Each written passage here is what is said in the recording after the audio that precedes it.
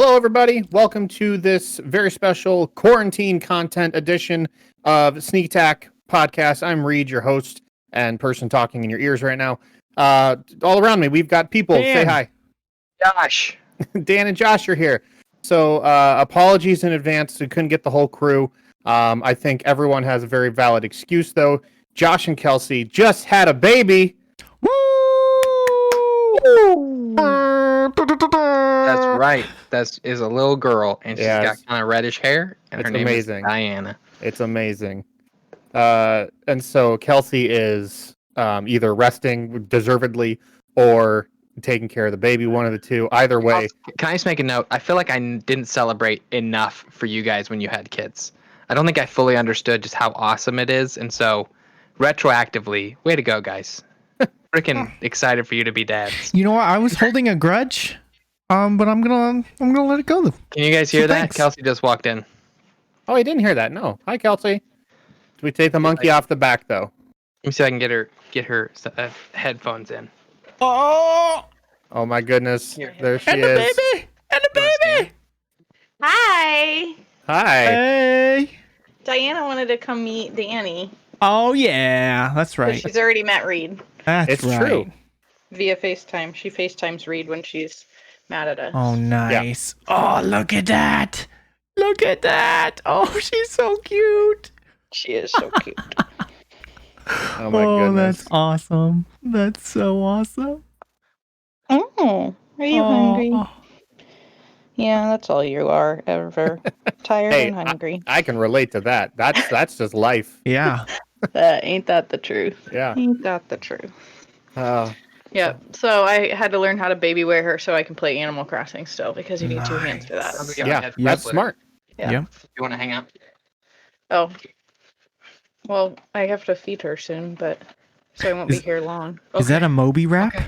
Then I'll wait. You It is talk. a bobo wrap, but it's the Bobo. same concept as a. Where it's just like a giant tapestry? Yep, pretty much Mm. super stretchy. It's Yep. nice. Yep.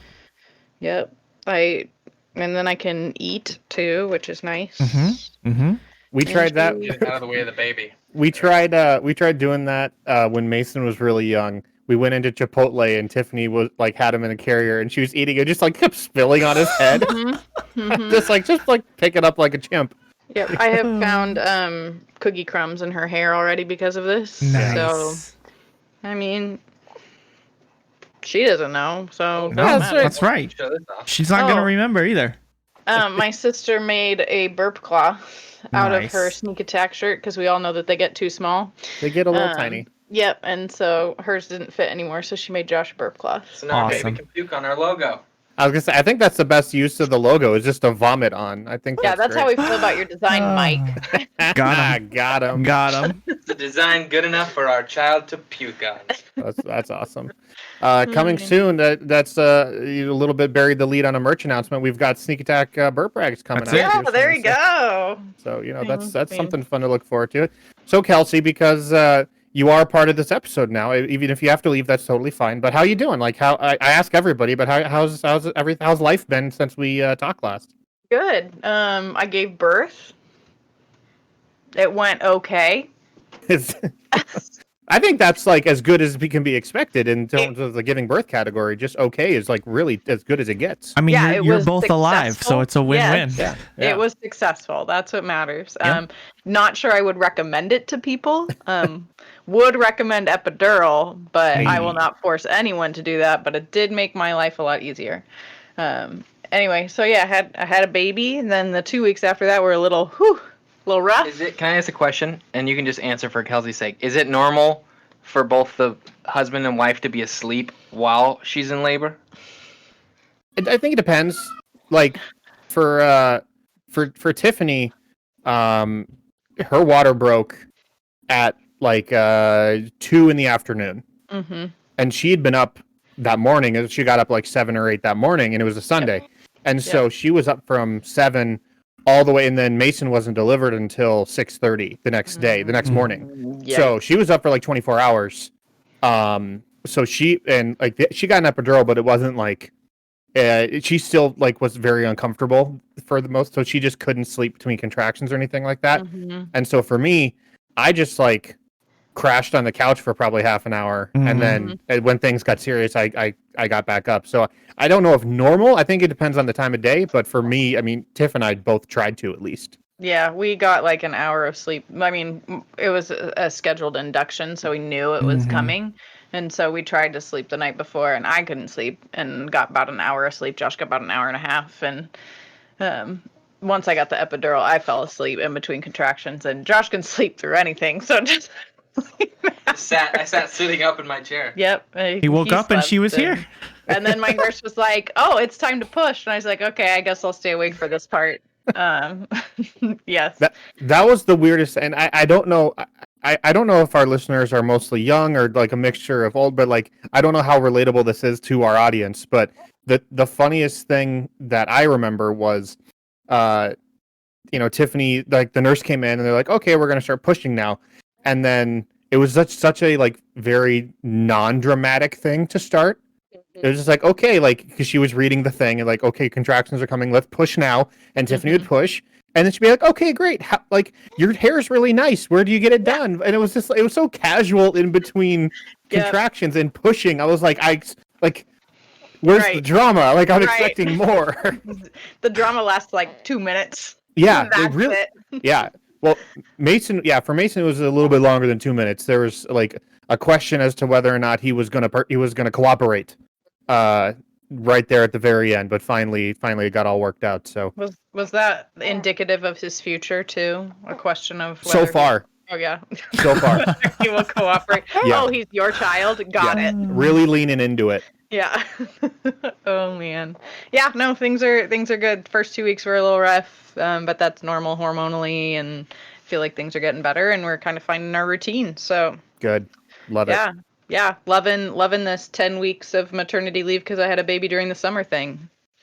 Nice. It's real not great. like that wasn't at all planned, right? No, not at all. It's not like we tried really hard during certain seasons of the year. Right, that's right.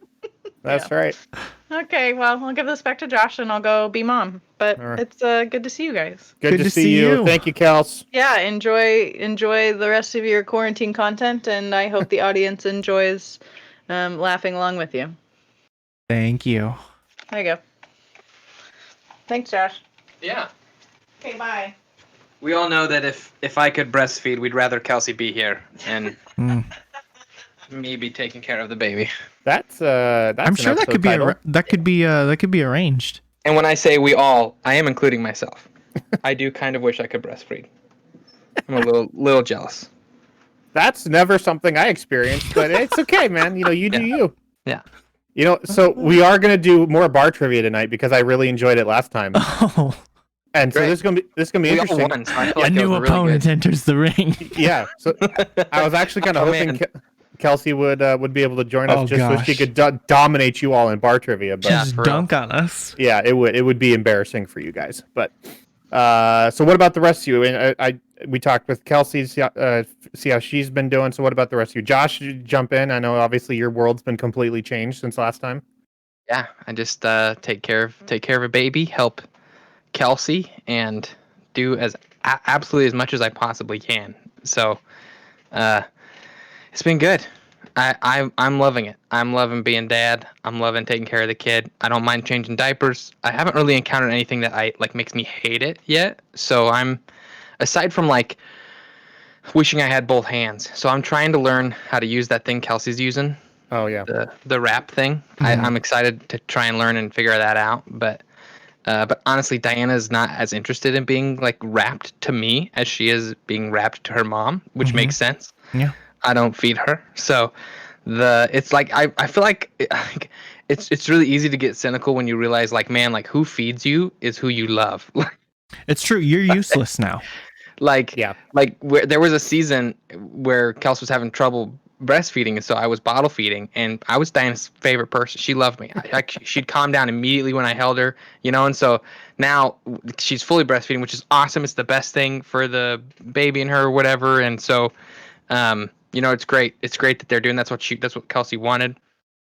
But I don't feed Diana anymore with the bottle, and at least very infrequently. And so now Diana's like, "Who are you, dude? Get out of here. You're just a sweaty dude." Please give me the sweaty woman.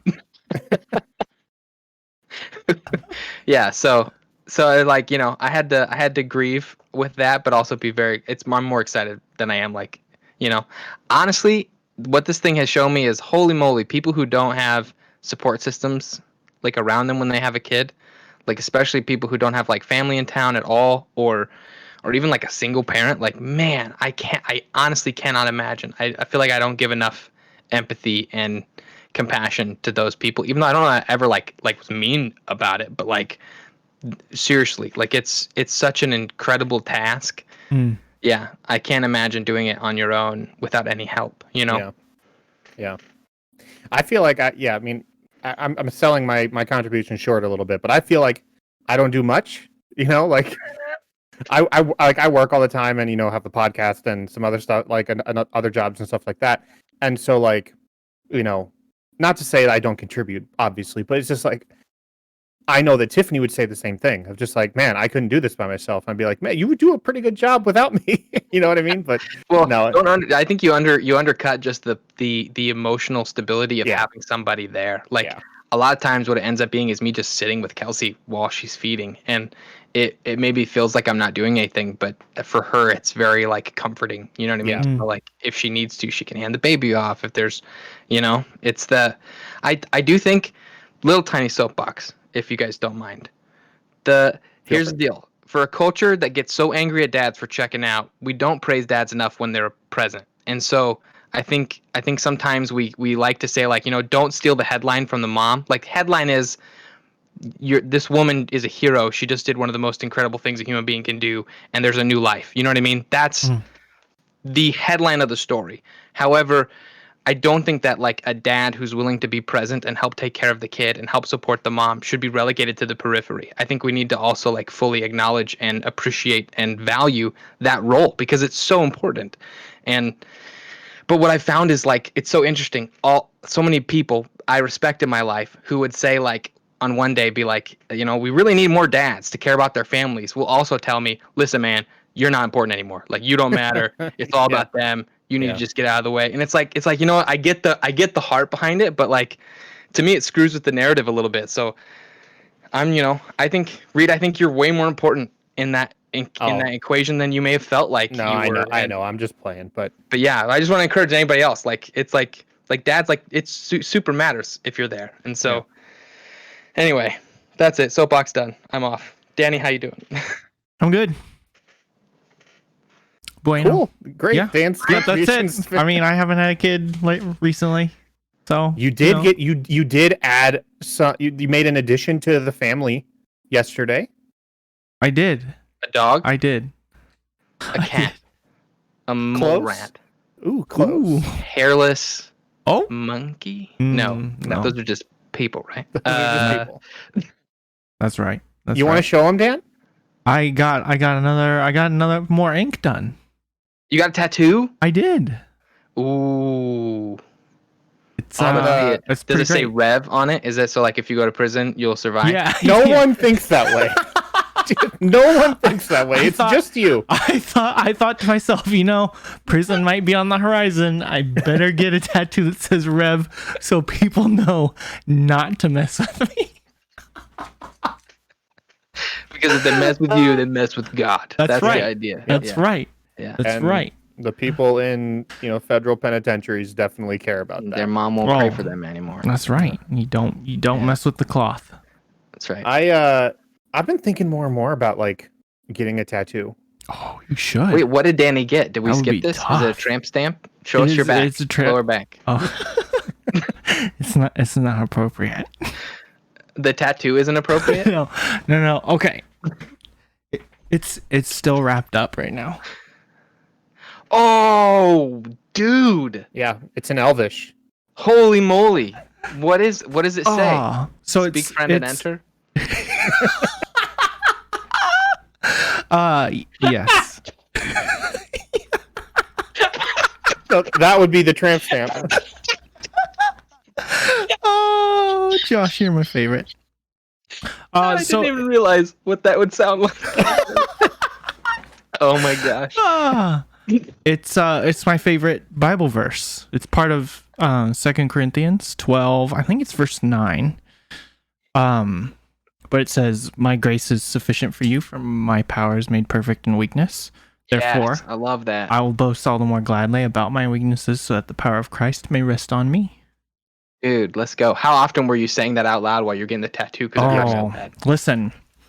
I was like, do I listen to music? Do I listen to podcasts? I listen to music a lot during the day, so I was like, I gotta have something I can like really concentrate on. So I'll listen to a podcast. I couldn't concentrate on the podcast. It was just like noise in my ribs ears. too. Yeah, ribcage. I mean, that's a bold spot, man. Oh, I mean, I Especially- knew it was Especially gonna for be like rough. number 2, because like you only picked the worst spots to get tattooed. I know.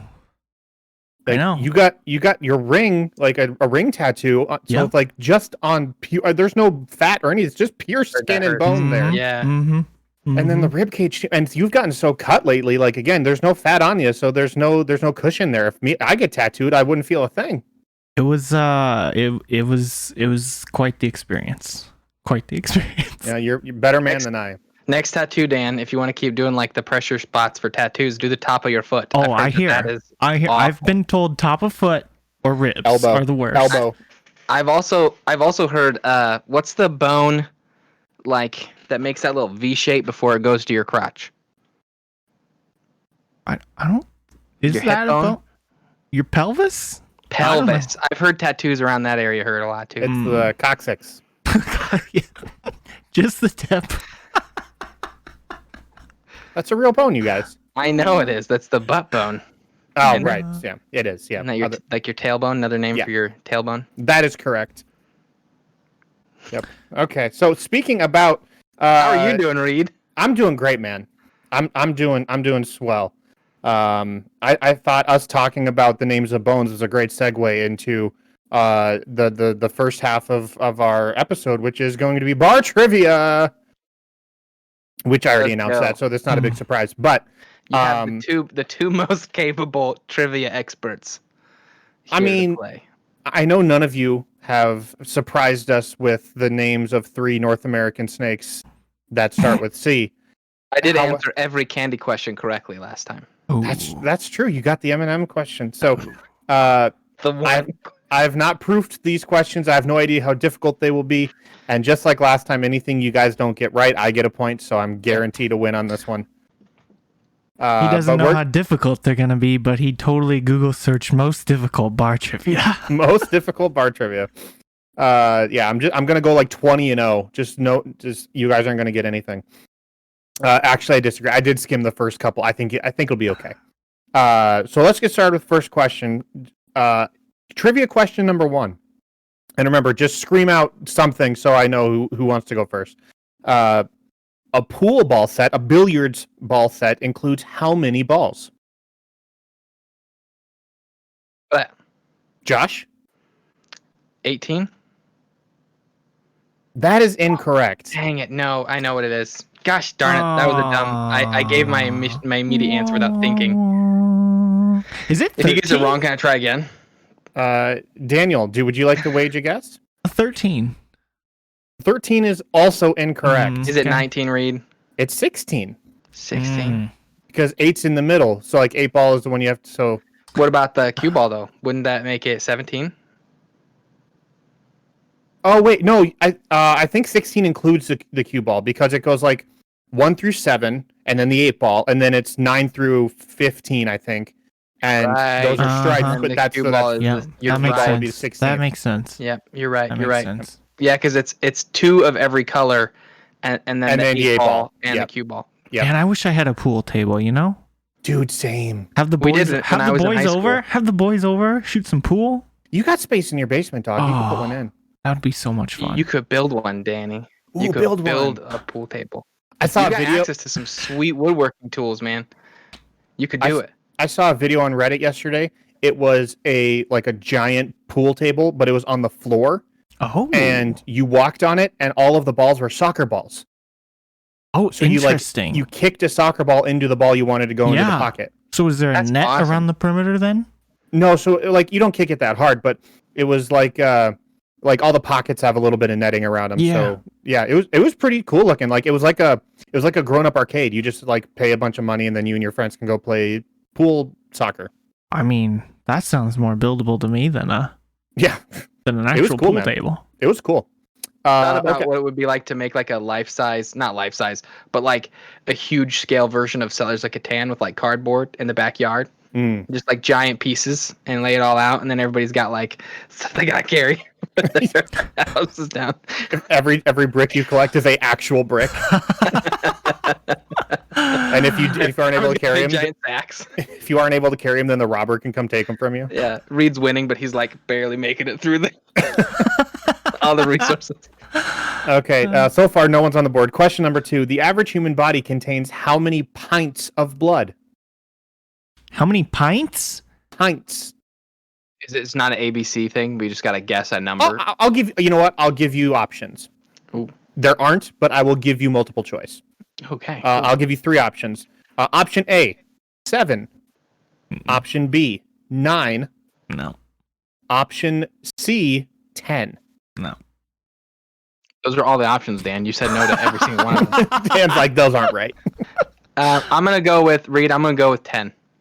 Okay, Dan, you want to? I'm not going to say yes or no because I'm giving you multiple choice. Fine, I'll go with 7. 7. Somehow you both are incorrect. Yeah, that's right. I'm even making this easy on you guys. Okay. No, the answer is 9. The average human body contains 9 pints of blood. Make it through this whole thing. No. and not get a single answer. Not a single question right. That's what I'm banking on. Okay. I'm kind of tweaking this question a little bit as well. Kim Kardashian and Kanye West have 4 children. Name 2 of them, and don't just you have to like shout out that you want to guess. So don't just like. Okay, Dan. North and South. That is incorrect. Okay. I'm gonna say Asia, and and hold on, and Jesus. Okay, you're close actually. What Asia's one? Is that one? No. Oh, dang it. North is one. Very North Christian one? North is one of them. Wow. Northwest. The others are Saint, not South, Mm. Chicago, and Psalm, as in the Book of Psalms. Out of Asia. I get it. I was That's got close to be too. the newest one. I would imagine his latest album. Well, They're- yeah, he's like had a lifestyle. They're change. going through some stuff right now, though, man. It's Yeah, he is. pray for Kanye, man.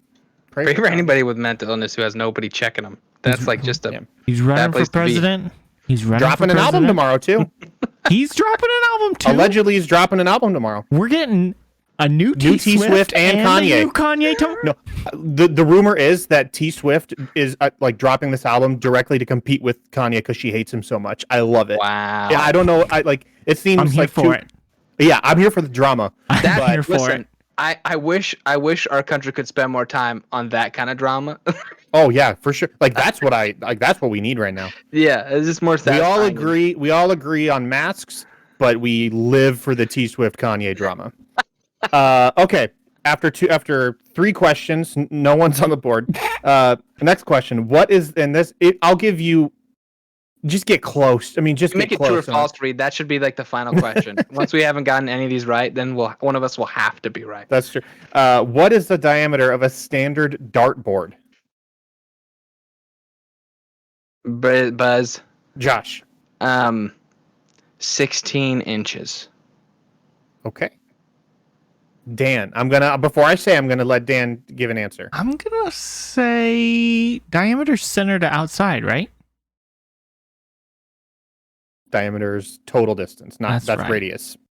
Just centered yeah. out. Yeah. What was Josh's guess? Because I don't want to guess the same number. 16. 16 inches. 16. That's definitely not right. Let's go with 26. Okay. 26? Okay. I would have guessed 27 if I was going to Come on, baby. The correct answer is 17 3/4 Oh, inches. come on now. I'm giving Josh a close. point for that one. Yes! That was surprisingly close. I've played darts. Okay. It was literally just a shot in the dark. These, I get it. 20 inches is so big. Like Yeah, that's we big. won't realize how big it is. It's really big. These next couple questions. Is it? These next couple questions, I'm going to say someone should get. Someone should be able to answer these. Next question. Other than water, Dan, what is the most consumed beverage? But Josh. Gatorade. Gatorade is unfortunately incorrect. Dan, other than water, what is the most consumed beverage? I want you to think on a global scale here, guys. Urine. I want to say it's milk or coffee, but I know I can only pick one. God, I didn't even think about those. I was thinking like Dr. Pepper. Like, what's the? If you just said liquid, then we could have gone places, Reed. But you said beverage, so I'm gonna say went coffee. to, like, menu items. Okay. Both incorrect. Both milk and coffee are incorrect. Is it No. urine, Reed? Don't say It- that it's urine. It's Rain. tea. Oh, okay. Ow! Rain is That's just why I water. told you to think globally. I know. Mm. Tea crossed my mind, but I didn't think. Yeah. I thought coffee would be more popular. Like China, India, Oh, England, yeah. Oh, like China. exclusively tea, and Come that's on. like 4 billion people just in those three I countries. mean, yeah. I've had that's- some yeah. great tea from other countries. I even have my little mate cup I over was here just gonna from say Argentina. mate. It's great. The mate. My wife insisted that I try chai while I was in India, and I hated it. Nope. Was it just too bitter, or I don't remember. I just was like, nope, not for me. It's and not I- great. It's not Yeah. great. Okay, next question. Josh is leading 1-0. The Munich Let's Beer go. Festival is held in which month? I thought you were gonna say in like which country? Which month? Yeah. Buzz. Dan, you gotta be quick on the draw. I Josh. know. I was trying to think of October. what to say. October. October is correct. Yeah, Yeah. Oktoberfest, guys. Let's Yep, go. Yeah. that's correct. Yeah.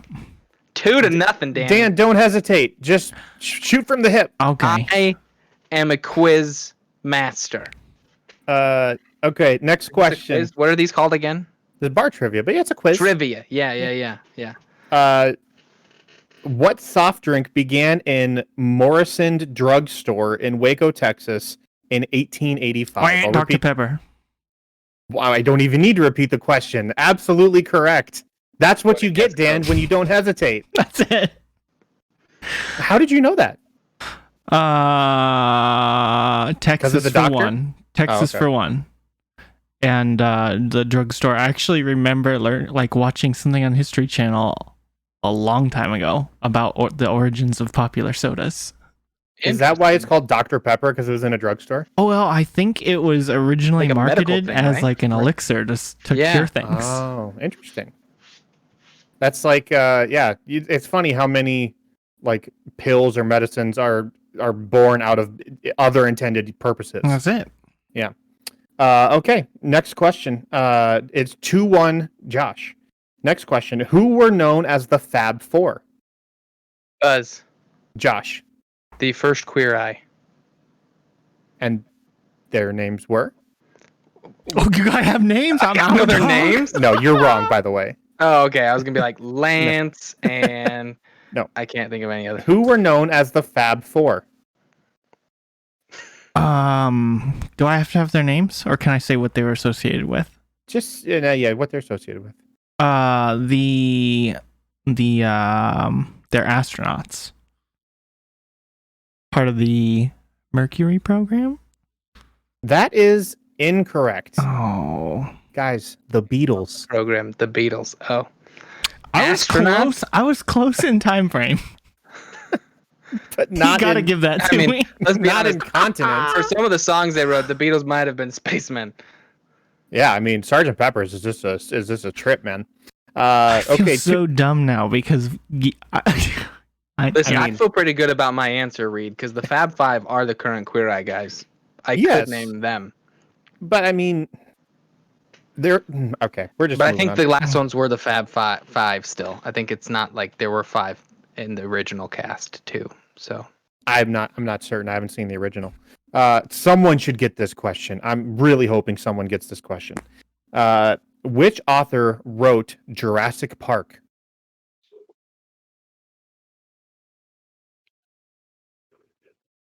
Um, Are you guys serious? I mean, I think I know who directed it. No, the book. Yeah, I know. Josh, you wanna a little I'll- help see on this one? Do you know this one, Danny? Because I'm beating you by one. You should take it if you think you got the answer. I mean, I don't want to. I'm happy to make a guess, but I would prefer you to guess first, so that I have a better chance. I don't. Dan, I'm gonna force you to answer. I can't. You don't know. You're not gonna make a wild guess, shot in the dark. Just give us a name. No, because the one I want to say, I'm pretty sure you're gonna say, Okay, Really? Josh, go ahead. and I know it's wrong. It's not C.S. Lewis. Stephen King. That's what I was gonna say, and I knew it was wrong. I don't know. That is wrong. That's why I wanted you to say it first, Danny, so I could think of something else. I know. Okay, Orson Welles. Michael Crichton. You guys know this. It's Michael Crichton. Lost World. Also, fun fact: do you guys know Orson Welles was in the Muppet movie? I completely forgot No, I didn't. the original Muppet movie. He's the guy that gives them the rich and famous contract at the very end. Okay, last question. Not last question. Next question. We got to get more than 2-1 here. Which famous singer's documentary was released in 2020 and is titled Miss Americana? Buzz, Josh. Lady Gaga. That is incorrect. Oh wait, I think I know who it is. Dan. Taylor Swift. That is correct. I was gonna. That's. It's like, don't like we were just talking about her, Dan. I Like, know. don't embarrass me. I was like, I'm pretty sure I have this in my queue to watch. Like, let's be honest. None of us expected Josh to get it, but Danny, there's some pressure here. I watched it. It was pretty good. Okay, we're tied up now. It's 2-2. It's 2-2. I highly Uh, recommend the one no, not One Direction. The Joe Bros documentary. Oh, the one on Amazon? Mm-hmm. All right. So here's the way it's going to work. Next person to get a question right is the winner. Sudden death. Ooh, Yeah, rapid fire. Let's Rapid, go. yeah. Which young artist recently claimed 5 Grammys at the 2020 Grammy Awards? Buzz, Josh. Donald Glover. That is incorrect.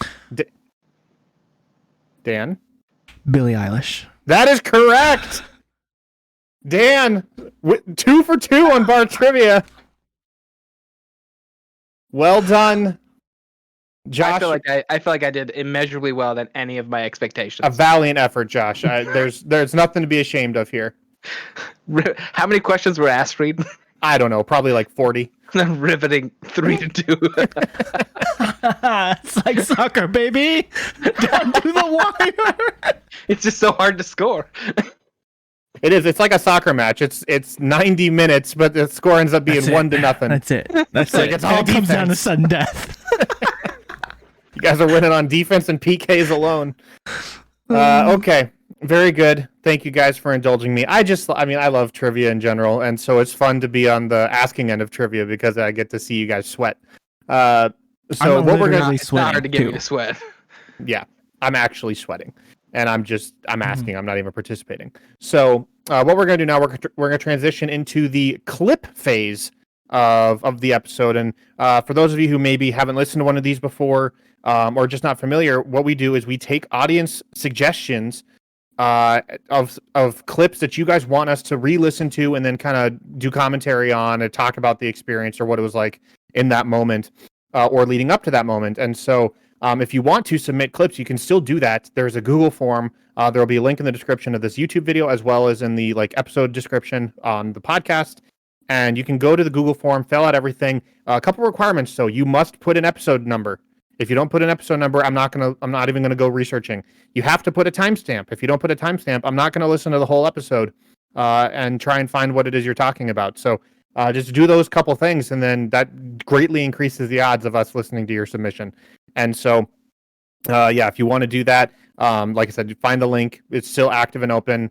Who knows how long we're gonna keep quarantine content going, but just.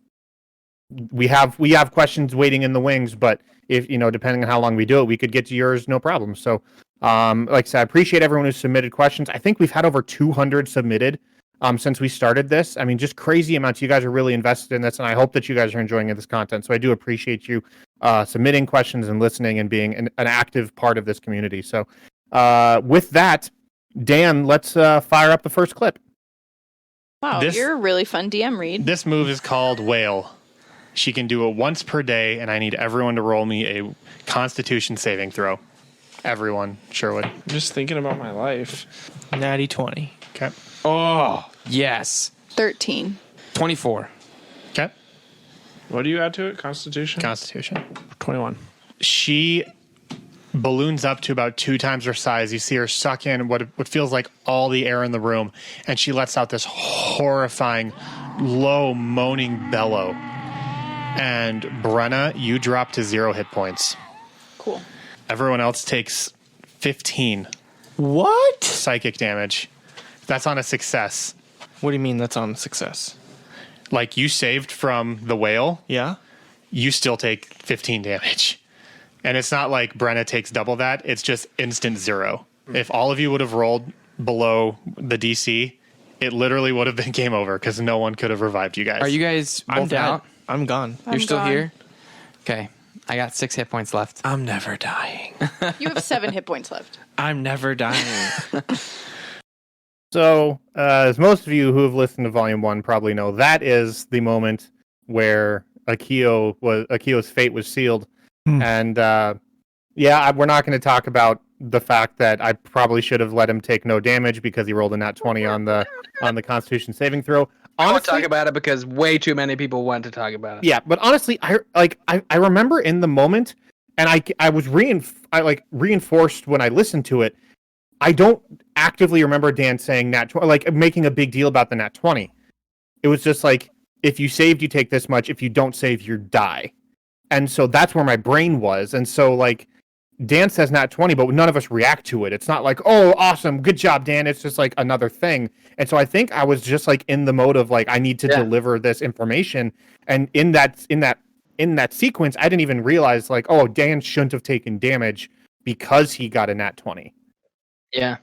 I mean, looking back, I feel like that's fair though, as far as everybody dies or you take. It is one of the most powerful. Yeah, it is one of the most powerful spells in the game. Like one of the most And it's powerful not enemy like abilities. that is what killed him. You know what I mean? Like it's Right. like that's what knocked him out. There were Right. like then failed saving throws and someone not wanting to resurrect him. So it's like there was a chain of events beyond that Right. led to Akio's demise. And I love TPK moments, and am always on the side of being bummed when it doesn't end in a TPK. Yeah, and I honestly, if anyone was to like kind of draw the short straw in terms of how that situation was handed out, like I know Dan is the one who could take it the best because he just like will shrug off a character death and roll with the new guy. So That's it. But so like that was submitted by Prairie Girl. It wasn't actually submitted by Prairie Girl, but that's what they wrote. And it was really just the question was what was going through everyone's minds like in that moment when, oh crap, this person could have literally TPK'd all of us. Like knowing that you weren't even at the end of your journey because you had to go fight Melius after that. Like We were all either out or to single digits. yeah. So like what was going through your guys' head in that moment? I remember, like I just said, I remember being bummed that it wasn't a TPK. I love those TPK moments. I think it'd be kind of fun to have a super invested party and then just take them all out in one blow. I don't know, I man. was just trying to think of how to like what would be the next strategic move. Yeah. You know, like if there was a TPK, which I've said before, if it happens, it happens. I'm not gonna like I pull punches or like add punches all the time. You're to not make the going to combat more- actively drive us in that direction, but if we Right. end up there, Yeah. If I feel like I've given you guys ample warning and you know what you're walking into and you still willingly choose to walk in and it ends up in a TPK, I feel totally fine. There's nothing on my conscience with that. Yep. But like, it's really hard because in like we kind of treat this, you know, like a drama, you know, like an episodic drama where things are happening, and it would be really difficult for me, and I'm sure Josh, you could attest to that too. Like with Titans, like if all of your players just died, and like what happens to their golems? Like what happens to the story we've planned? So I made an arbitrary rule that I just said right off the gate. I'm not going to kill any of these players. I'm not killing any. So to me, the tension's not going to come from whether or not the players can survive. It's whether or not they'll succeed. So I told that to the players. I told it to the audience. I was like, just so you guys know, this is because I'm basically basing it off of like Avatar, kind of the theme, like the kind of like type of story. Sure, and the so, Na'vi. Avatar Last Airbender. Last Airbender. And like Voltron and stuff. And it's like when you watch those shows, they're kid shows. You know that none of the lead characters are gonna die, but you're still invested because the story is interesting. So that's like they can still lose, you know what I mean? But I won't ever like if a bad guy beats him, he'll just like tie him up, you know, the classic like old cartoon thing. Right. Snidely Whiplash style. Yeah, but I have played games. I have DM games, specifically one with you, Reed, where I TPK'd the whole party. You did. Yeah, with a big old direwolf that I accidentally made way stronger than it should have been. Yeah. But it was also kind of like the logical conclusion of the story anyways, because we were testing out Pathfinder to see if we wanted to play it, and we didn't want to play it. So it's like, should we all die? Yeah, I'm pretty sure like you were the last character alive, Reed, if I remember, and you were like, should I jump on the wolf's back? Yes. I was the last one alive. I was Fernando Montenegro de la Noche, the Spanish bard. And you had the guitar riff on your phone. I had it queued up every time I would do anything bardic. I would do, and then I would do my spell. That's how you entered I the love room. it. I love it. You walked in behind Tyler and playing it. Yeah. I kicked the door open. I was like, "Como están?" I played the riff. Yeah. I love it. I love it. Pretty good. That's the only time we played Pathfinder. Yep. How great would it have been to TPK our group and then narratively fast forward to where Valisar's come back? Valisar's come back and these new heroes are in an evil occupied world and have to somehow stumble upon the remains of the old heroes and figure out their journey. He could fast forward Brandis if he wanted to. That's and true. All of our characters could have died and everything we fought for completely failed and Valisar came back. I mean, I had to consider that along the way of like, if there is a TPK at some point, if the players just decide to be stupid, like, and throw themselves off of eagles that they're flying, like, what would I do? And I think I wouldn't just like, I would make there be serious consequences of failure for one, because if all of a sudden it's like, all right, here's 4 new heroes who get this amulet and start right where we left off, like that would feel really bad. And like a post-mortem on like what happened in the world. Yeah, I think I would probably jump forward like several hundred years, and like I like the idea of like fighting in a like occupied, war-torn kind of civilization. Kind of did that with the Chronicum a little bit.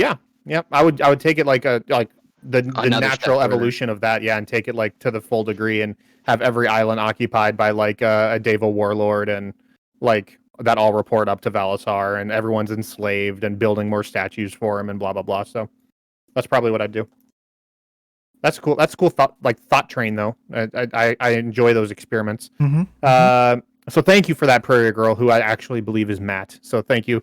I'm so disappointed, Reed, because that name has become so infamous amidst like the Sneak Attack faithful, the sneakers. Yeah. Like everybody knows the name Prairie Girl, but she's probably gone. Like the biggest bummer for me is I wish she was still around. I know she hates my guts, but I wish she was still around just to know like how like integral she has become. The thing is, she updated her review when we switched to sci-fi and gave us a worse score. She said like a 1 star. Yeah, so she was 4 stars before and said the show's okay. A mean review. The show's okay. Greg needs to die. Yeah, it was like, hey, I'll don't still like take the player, don't like the character. I'll still take 4 stars though. Like I like Greg, whatever. But like I'll take 4 stars. But then when we switched to Volume 2, she adjusted her review to 2 stars. So she listened the entire time. Maybe still listening, Prairie Girl, if you're out there. Hit us up, dog. I really do. I know, like he is.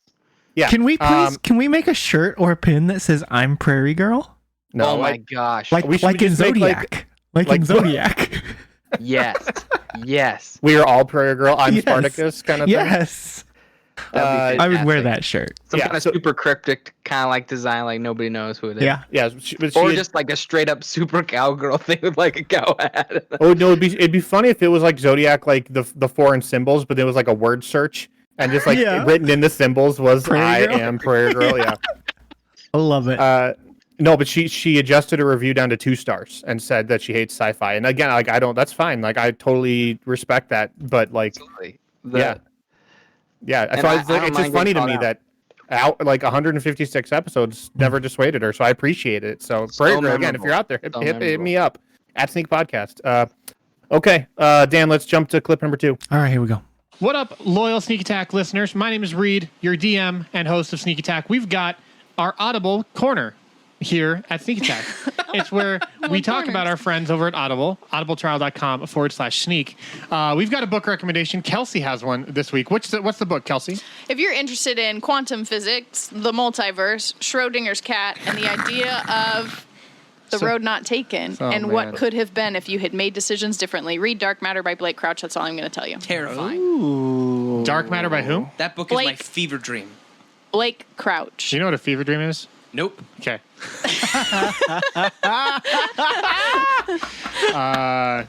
Yeah, quantum physics had me sleeping, but then parallel universes and stuff and someone's cat. Multiverse. Yeah, multiverse. Schrodinger's I was cat. right back in. First I was gone, now I'm back. You know that that's all part of quantum physics, right? Nah, don't tell me that.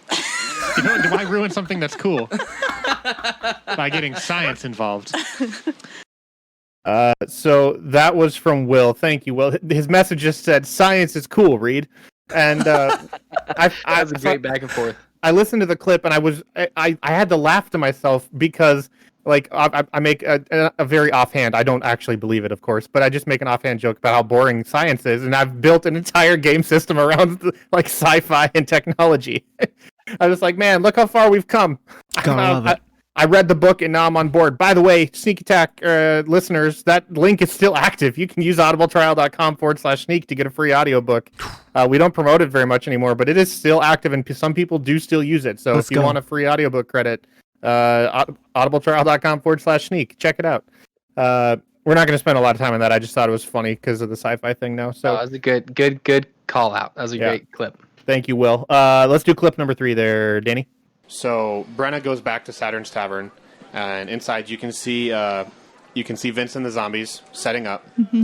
And Steven, he walks up to you. He goes, "Oh, you made it! Wouldn't have missed it. Oh, cool." He kind of turns and says, "Guys, this is a guy I was telling you about. She said she plays a mean banjo, so gonna give her the chance to try out. You know, maybe play a couple sets with us, just kind of see how it all shakes out." And they just like glassy eyed, stone face go. And he's like, "Oh, they like you." I'm glad you can interpret that. So, whenever you're ready, we'll just go ahead and get up there and Okay, I get out my banjo, I tune it. okay. Twang, twang, twang. Yeah, twang, it's a twang, great twang, effect, twang, Josh. twang. So Okay. great. Yeah, it's tuned. Yeah, cool. Do I have to roll for it or? No, I can Okay. tell. Oh, just good. from listening. Good. Okay.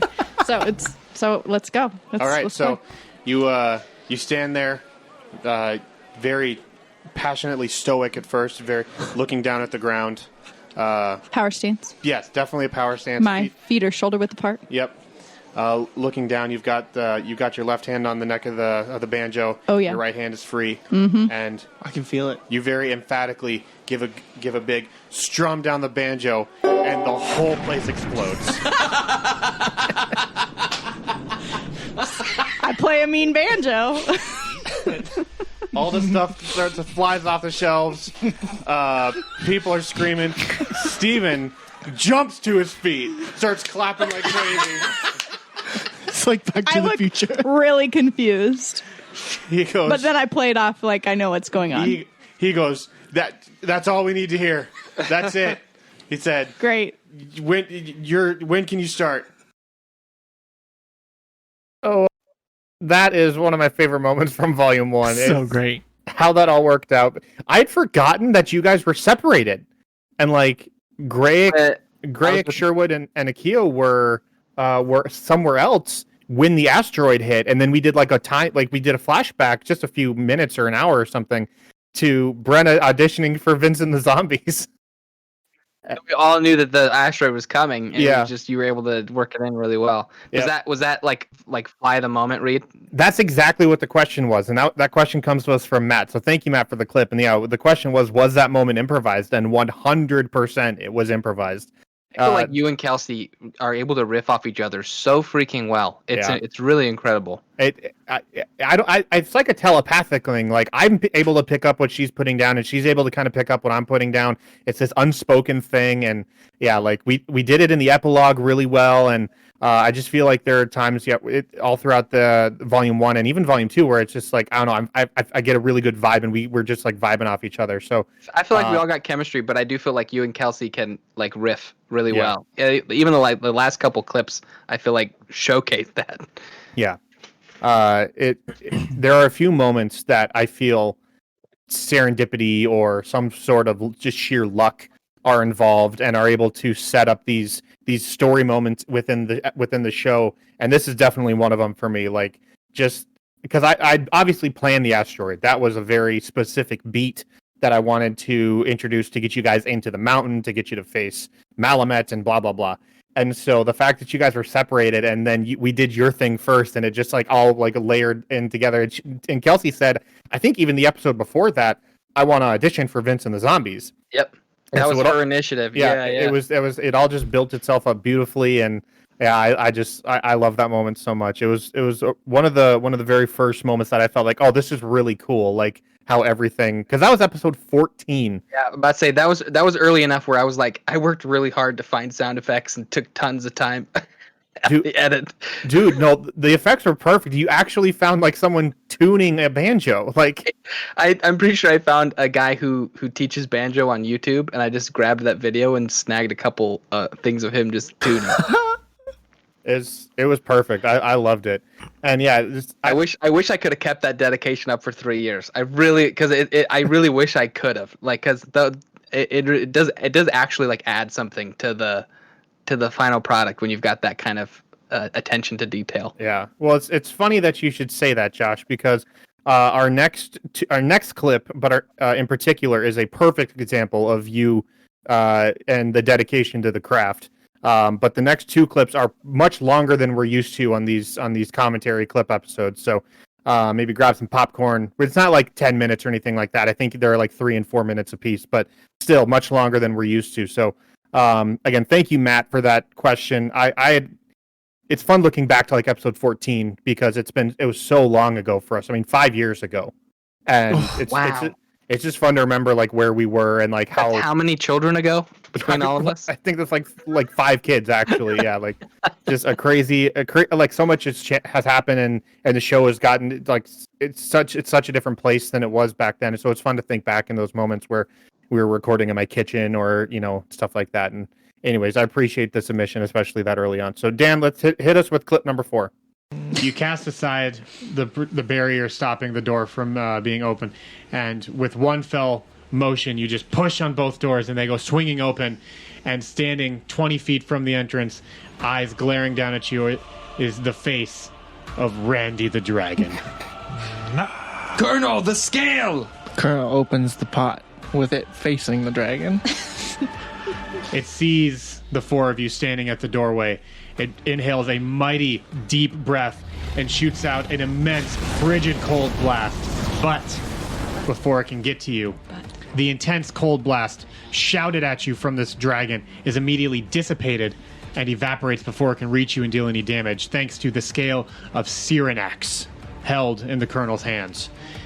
Angrily, furious that is unable to freeze you, it starts stomping around, spins in a circle, and tries once more. However, it is still unable to reach you. What do you do, Grayek? Can he get the thing from the Colonel?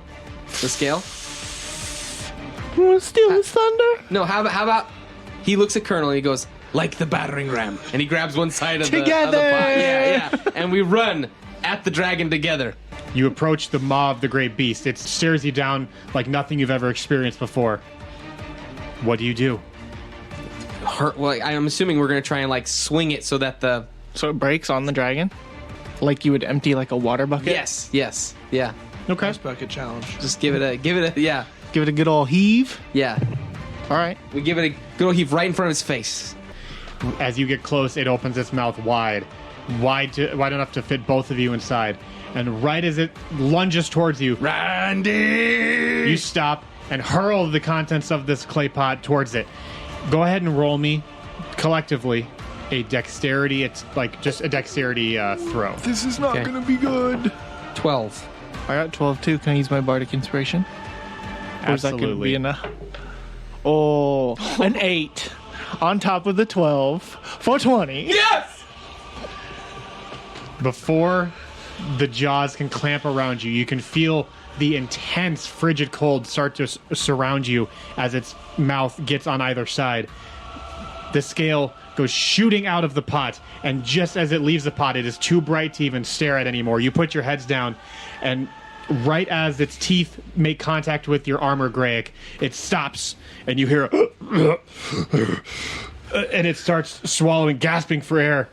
From outside, you can see this bright, burning red figure start to make its way deeper in through the translucent body of the creature. Steam and smoke begin to rise off the surface of the creature, and it begins freaking out, legs stomping all in every direction, spinning around wildly.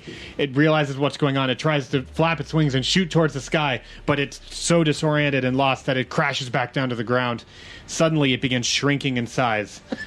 The intense heat from inside is burning it from the inside out, and after a few seconds, you begin to see cracks forming on the surface. It is small enough now, Greg, that if you were wanting to hit it with something, you could do so. I totally Happy Gilmore that thing with my maul.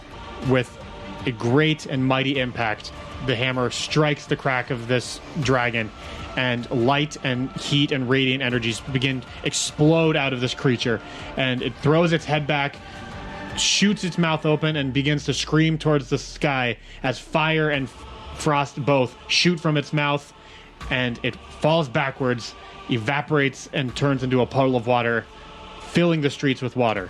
Dude. Randy the dragon has been defeated Yes! by the scale of Cyrenax. So great. It's Wonderful memory. there's so much about the Christmas episode, like the first holiday episode, that I just do not remember, because it was I think that was like episode 82, so that was still Those puzzles were awesome. You had the little rhyme from the dangerous elves, the little fake elves, yeah. stabby elves, and I loved that. I absolutely loved that. Your little musical intro with as sung by Oh my gosh. Ashton, yeah. Show with my spirit, he's kind of weird. Yep. Thorn whipping vines all the time. Yeah. Oh yeah. my gosh. Yep. I Guys, I completely miss playing forgot about that. D&D. I know, dude. I do too. The it's really great because I remember Josh came to me and was like, "Hey, I have this idea. It's for this really ambitious song. Also, I already wrote it." And I was like, "Listen, I love it. If you can get it, like, I don't have the time to facilitate that, but if you can get it made, absolutely." And then like 2 days later, he's like, "Yeah, it's done. Like, it's made. I got our buddy Ryan, who edits Volume 2 for me." Yeah, Like, he's I moved got- back to town. He's in town again. Yeah, he's in town again. He's back in Nebraska. So I can't wait to connect with him again. So I'm constantly amazed at like just how many talented people live in our town in Lincoln. Like you wouldn't think like the landlocked Nebraska, you know what I Right. mean, would doesn't would scream like creative talent. no, Midwest, super flat, not a lot of like visual beauty in terms of mountains and, you know, trees and things. I find it beautiful, but not everybody does.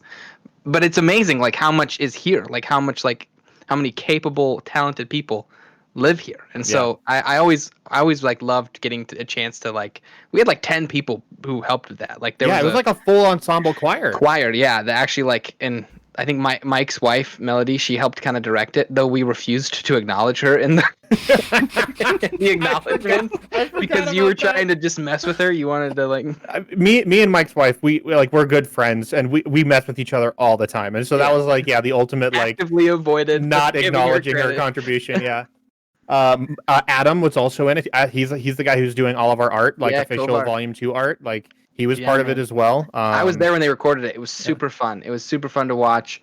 And I it's like those kind of things make me want to just do that kind of stuff all the time. Just I come up with know. a creative idea, I know. gather a bunch of super talented people together, and like I was there just as a producer. You know what I mean? Just going like, yeah, this is what we want to do, and everyone was on board, and then the people who knew what they were doing took over, and I just got to watch a cool thing happen. Yeah.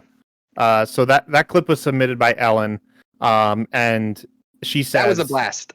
Yeah. The dragon, that whole adventure was a freaking awesome blast. The point she specifically wanted to call out is it seemed like, because like this was episode I think 82 or 84, I don't have it written down, but the Colonel got introduced to like episode 70, so this is really the Colonel's big first adventure that he goes on with the group. It's an extra long episode too, right? Oh, it's like 2.5 hours long. Yeah, holiday. And so what Ellen pointed out is this really feels like the first time that the Colonel and the group kind of congeal together in this way, to where like you went through this big trial to defeat this big enemy, and it was again not intended to be that way because I'm not that smart and I don't plan that well.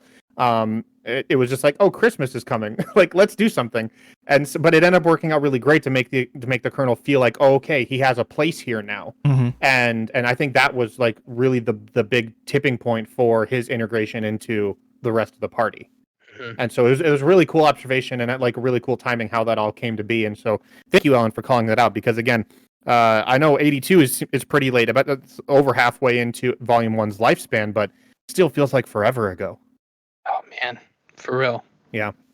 And what's even crazy, again, like I don't want to beat this to death or anything like that. It's just crazy to me that, there are people who are listening to this right now who have been passionately listening to the show since episode 14, since 2015. Yeah, since we started.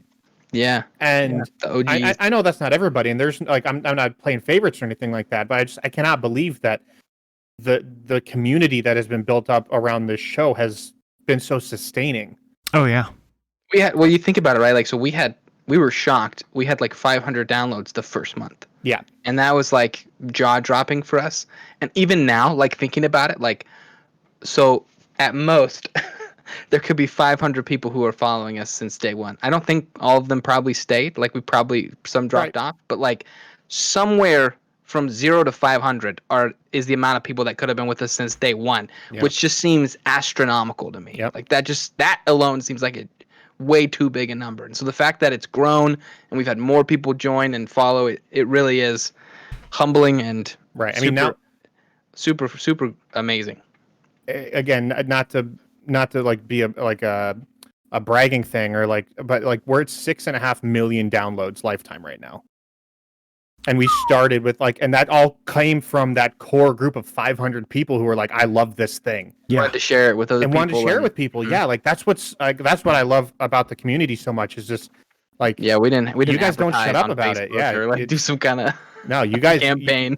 You guys are just fans, and it definitely shows in these clips you've submitted, and like that you go back and re-listen to the old stuff and are still finding things to share with other people, and we love it. I love it. So thank you guys so much. Yeah, absolutely. Last clip number 5. This is also submitted by Ellen. Again, this is a little bit of a long one too, but this is a good one in my opinion. So go ahead and hit us with it, Dan. Greg, one of the dwarves runs up to you. Good one or a bad one? It looked like a bad one, but Greg kind of like summons the hammer to his left hand. Yeah, and just holds it out. All right, trying not to show that his right one's not working. As soon as it does, and the hammer goes your hand, it like drops suddenly, just not used to the weight. Yeah. And the dwarf runs up and like throws his weapon to the ground as he runs up towards you, and rips his helmet off. And standing before you is Brigand Stronghammer. What? The king? The king. My father? Your father. This is happening? Warning, he's probably going to die soon. I kneel. You kneel. He says, "Aye, lad, you don't have to kneel for me. What are you doing here?" What are you doing? Are those your men? Kind of tries to nod towards the armored soldiers that you said were... Yeah. He's like, "Aye, these are my men." You came. Of course.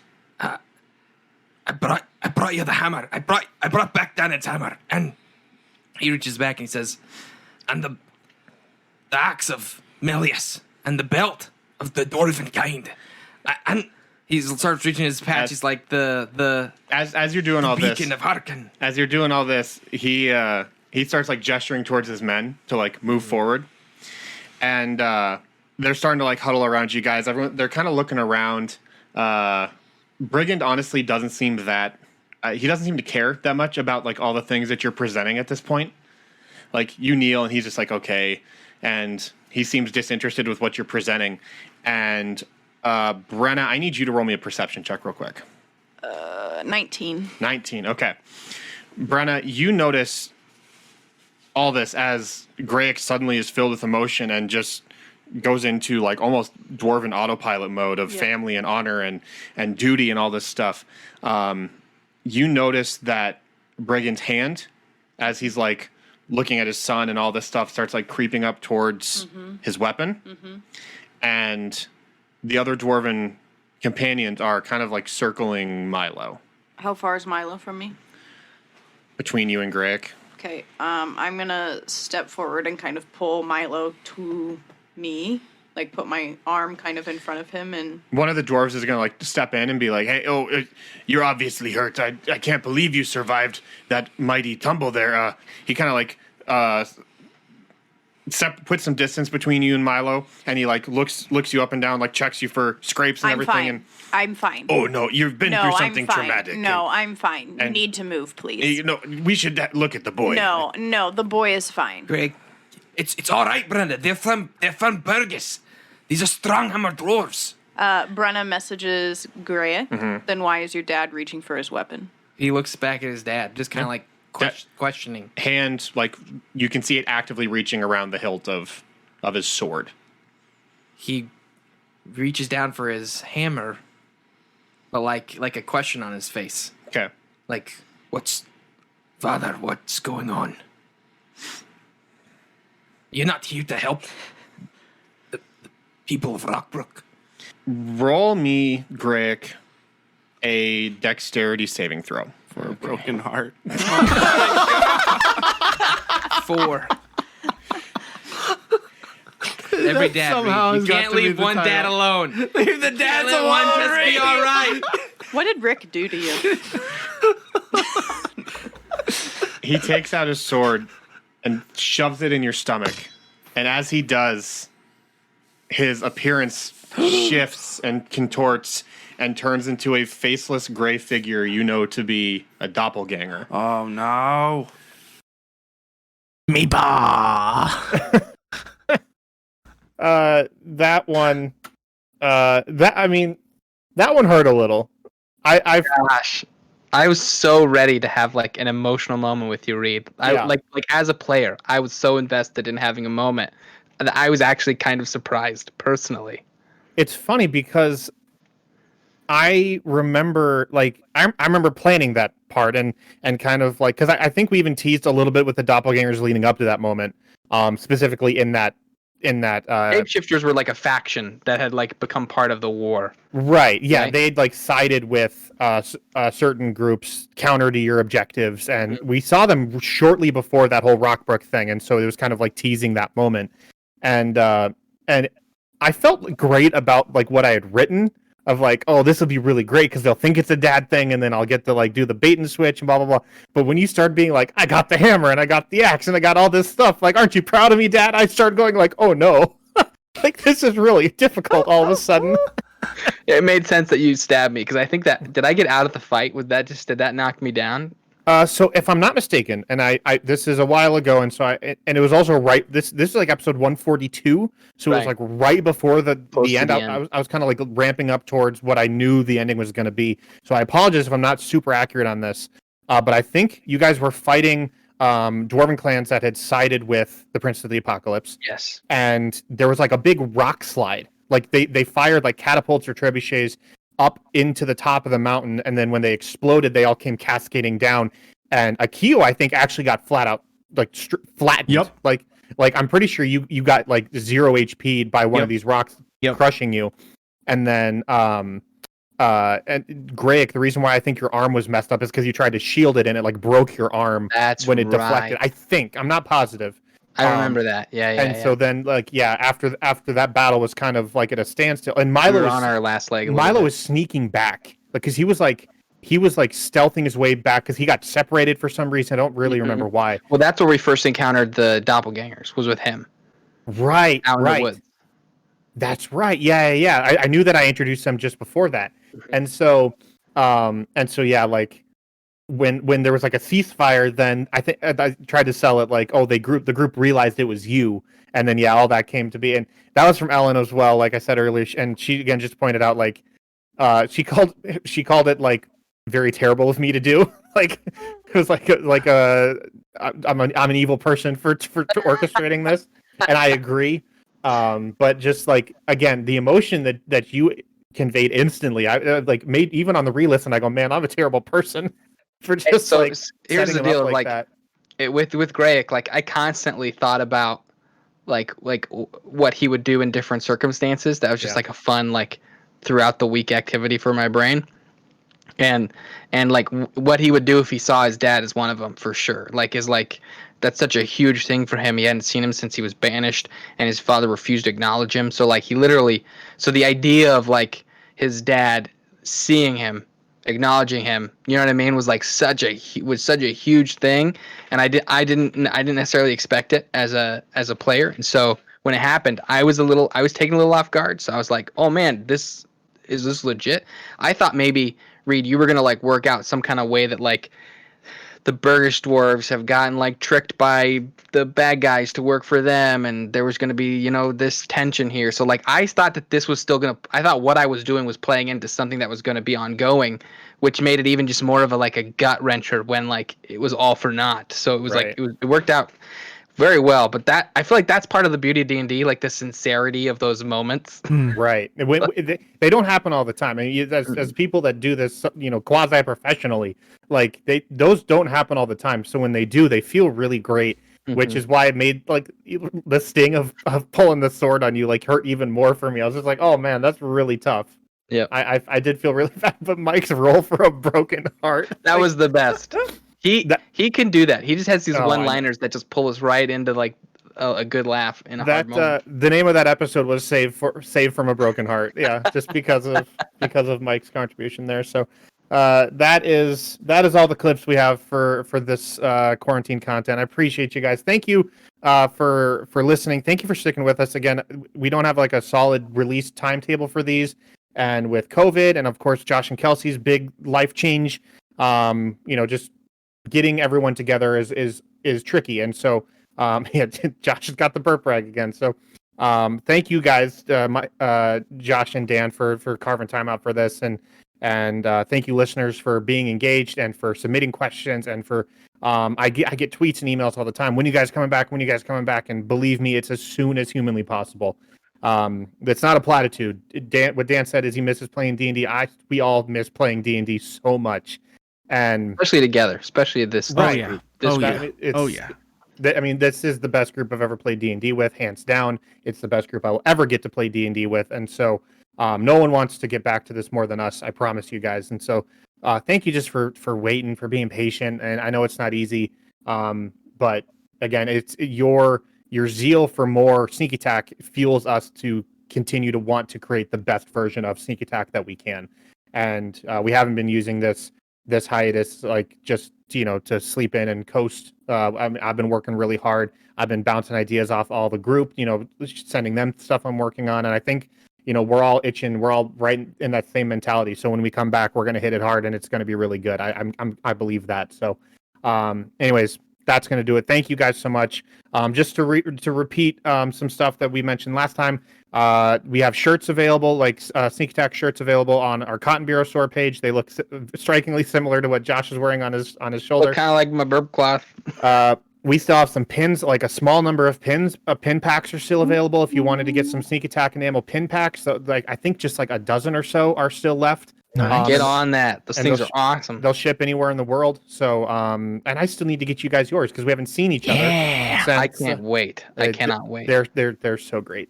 And yeah, so there will be links for all that stuff in the episode description and the YouTube description. And yeah, so that'll be that. So again, just thank you guys so much. Thank you to the players for being a part of this. Thank you for the listeners for submitting these clips. We appreciate all of you like crazy. My name is Reed. I'm the host of Sneak Attack, and the person talking right now. All around me, we have Dan, Josh. That's it. Thank you guys very much. Lots of love at the table. Heart hands. Dan, that looks like apple hands. So I have such tiny baby hands, Reed. It's really hard to. I feel bad because my daughter will probably never be able to play basketball because of my tiny hands. There's a heart in there somewhere.